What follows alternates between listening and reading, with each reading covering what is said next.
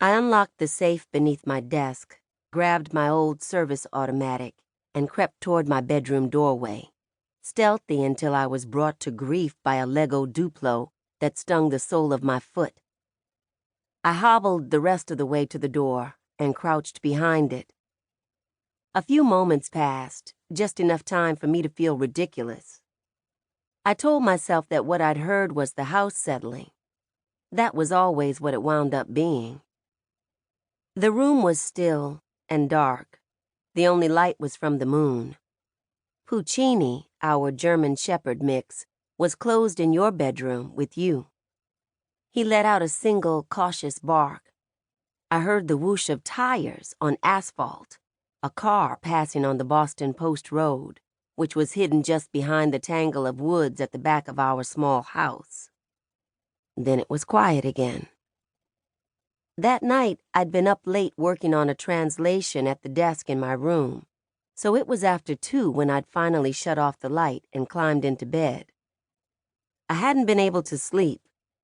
As I was staring at the ceiling, I'd thought I'd heard a floorboard creak in the hall. Instinctively, I'd climbed out of bed and gone for my gun. Your room was across from my own. I pictured you both asleep and told myself I was being irrational.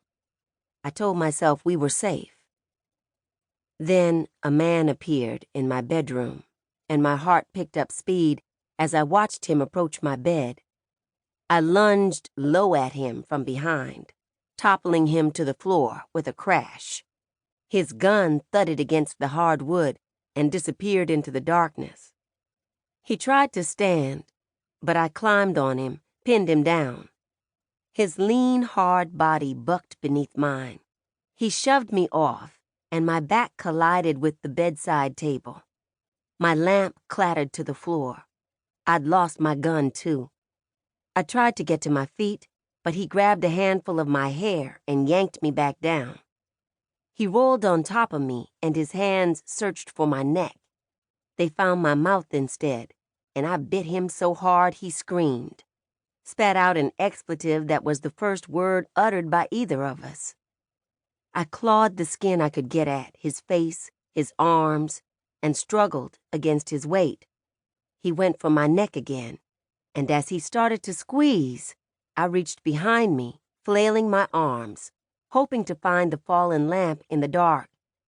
Instead, my fingers curled around a 9mm that didn't belong to me. I lifted it to the man's temple, squeezed the trigger. The sound of the shot exploded through our quiet house. He crumpled, and his weight pressed me down against the hardwood, suffocating me. I heard Puccini race into the room and your footsteps in the hall. Gasping, I struggled to push the heavy body off me, then went to turn on the overhead light and lock the door so you couldn't see inside my room. My breath came hard and fast as I looked at the body. "Mama?" one of you called from the hall. "Stay there," I barely managed to choke out, still coughing. My voice was raw and constricted from the violence done to my throat, and my senses were surreally sharp, the effect of the adrenaline coursing through me. I felt like I could see more clearly than I ever had before, and smell more keenly.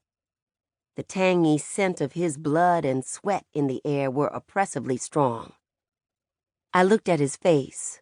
Much of it was missing, but I didn't think I recognized him. Puccini watched me check his pockets for ID, but found none. It didn't matter. I knew who'd sent him. "I'm coming right now," I called to you two as I searched for my gun. I locked it back in the safe and took the man's with me.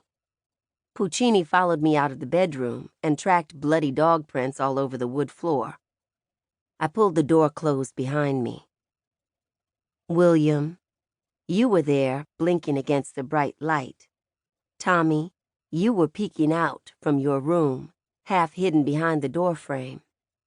I realized the phone was ringing. "Blood," you said, William, and pointed at my face. "It's okay," I said. "I'm okay." I sped down the hall, crossed the living room to the front door, and stepped outside. Peered out into the dark but didn't see anyone or any unfamiliar cars. I went back inside. You'd followed and were standing in the foyer. Tommy, you were crying. I wanted to pick you up but didn't because of the blood on my clothes. "We're safe," I said, hoping to soothe you as I made a circuit around the living room, Puccini following in my wake as I looked for the man's point of entry.